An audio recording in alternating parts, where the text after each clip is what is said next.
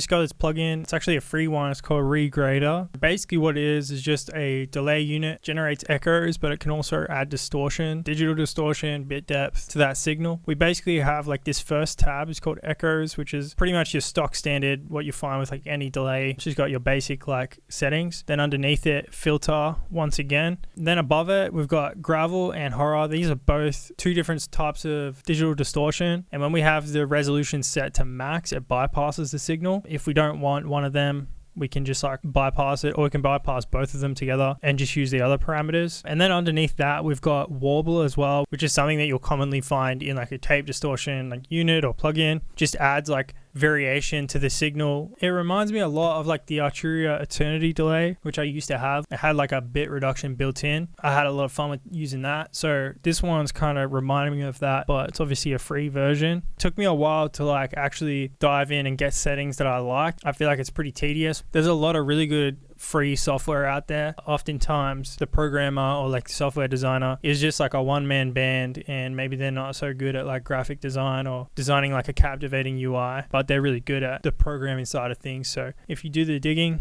there's a lot of really good free software out there for sure.